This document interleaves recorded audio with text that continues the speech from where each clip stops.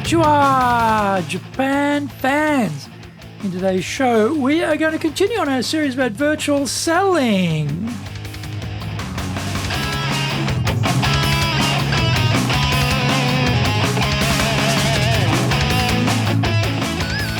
Za egyo desu. それでは行きましょう. So let's get going. This is the Sales Japan Series podcast broadcasting around the world from the Beverly Hills of Japan, Minato-ku, here in downtown Tokyo. It is chic central. I'm your host, Dr. Greg Story, your corporate coaching and training guide committed to your success, the president of Dale Carnegie Training Japan, the best-selling author, Japan Sales Mastery and Japan Business Mastery. In this podcast, I want to help you survive COVID-19. Now, we value your privacy, which is why we have our podcast hosted by Libsyn. Unlike some other hosting organizations, Libsyn have a strict policy that does not allow access to your private information by anyone. Here is our daily podcast lineup on iTunes. Mondays, the Cutting Edge Japan Business Show. Tuesday, the Presentation Japan Series. Every second Tuesday, the Business Tachichi no Oshie program. Wednesdays, the Sales Japan Series. Thursdays, the Leadership Japan Series. Every second Thursday, the Business Pro Podcasto. Fridays, the Japan Business Mastery Show. Saturdays, Japan's top business interviews. Now, this is episode number 207. Today, we talk about virtual selling, virtual sales, storytelling. We all know that buyers remember stories more easily than facts and data points. In fact, the ratio is 22 times more likely than being able to remember simple detail. Data is like swimming in 6-foot surf. Every data point is overwhelmed and replaced by the next towering wave of data points. It just keeps coming. So that we're being bashed by the constant data waves hitting us. Stories, on the other hand, envelop us in a way where we are drawn into the detail. Because it is arranged in context, we can recall the details. Given this sales truth, you would expect salespeople would be storytellers extraordinaire. Actually, they used to be. The sales rep would turn up with new funny jokes every meeting. They would tell stories about their product or service to the client, such that buyers look forward to meeting them.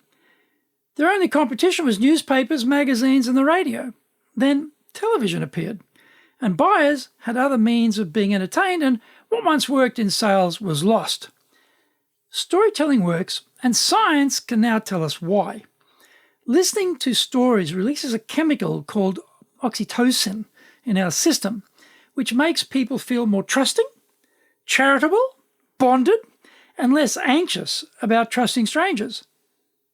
That sounds like the type of buyer I would want to be selling to, especially if they are a new client. Stories are good, but like everything, there is a degree of best practice required. Jokes are similar. Not everyone can tell a funny joke, which is why so few comedians make it. Unlike the good old days, where we were competing for buyer attention against very few distractions, today we are being walloped by constant buyer preoccupation and sensory stimulation overload. This is the age of distraction, and getting the attention of the buyer is not a given. Authors of fiction only have text to work with, and so they make sure the first lines of their novel grabs us and persuades us to keep reading. Our sales story has to be the same. We have to break through all the clutter inside the buyer's brain and pry open a space to pour our sales stuff in there somewhere. The first words out of our mouth as we begin to tell that story had better be very well constructed to monopolize buyer attention. The story needs to have a personal element to it. We can invoke the greats of the past to our cause, but we have to fit ourselves in there somewhere too. We just can't relate a third-party incident and leave ourselves out of the relevance of the story. Find out more when we come back from the break.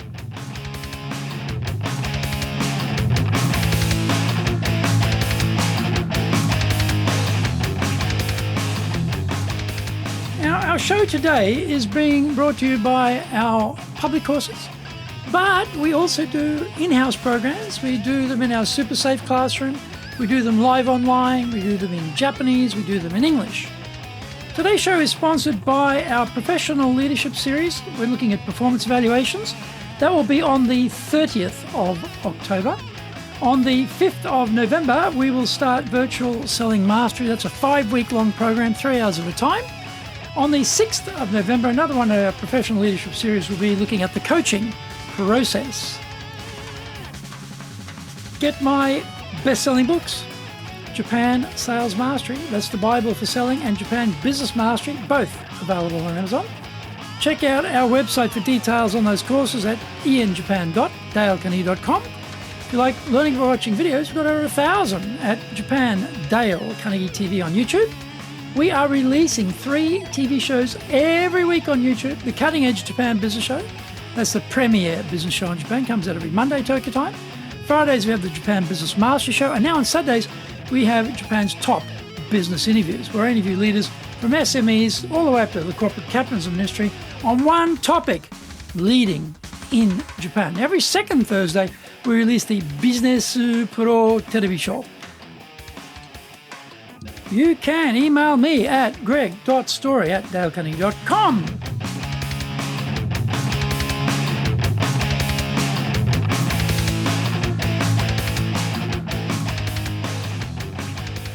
Welcome back.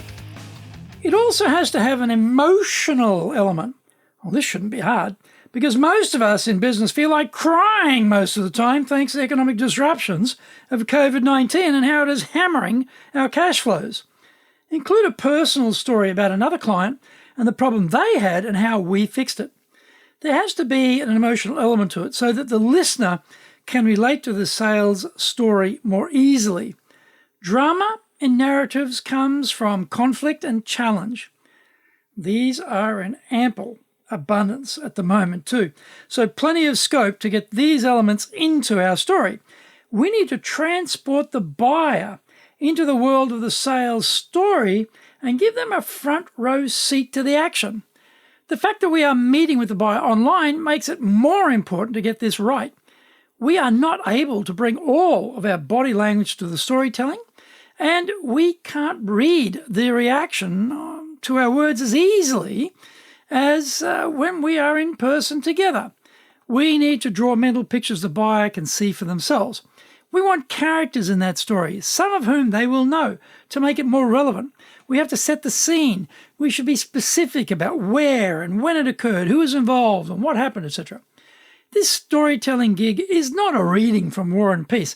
This story can be just a few minutes long, yet can trigger such a crystal clear image of our offering and application that the buyer becomes convinced they need to have it. The secret is in the practice. Most salespeople love to practice on the client and then wonder why the result is a mess. A storytelling exercise is an art form. Where to put the emphasis with certain words, where to drive up or down the energy, where to pause, where to bring in the gestures, etc. How to speak every sentence with no ums and ahs, so we sound fully convinced and confident of what we are saying. We work all this out before we get in front of the client on screen. Recording yourself is a good practice and rehearsal, and do it while you are on screen so that you get a sense of how you are coming across to the buyer. If you have slides for the meeting and you are relinquished to that small box in the corner of the screen, then practice that way.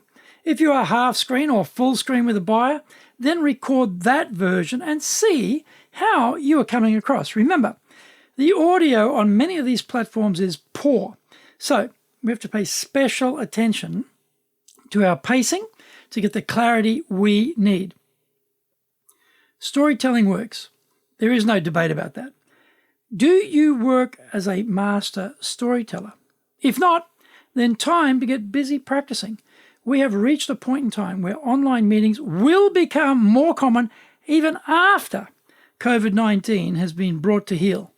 We need to adjust to this online medium as professionals, and the time to start this process was yesterday.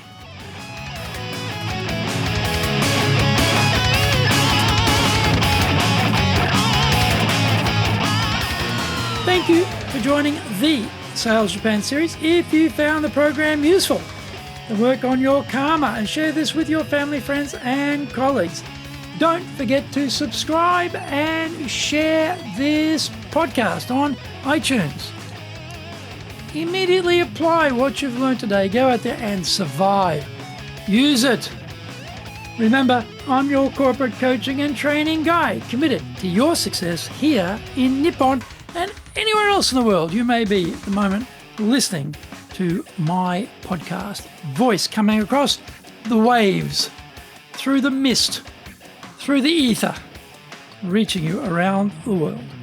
Look forward to speaking with you next week.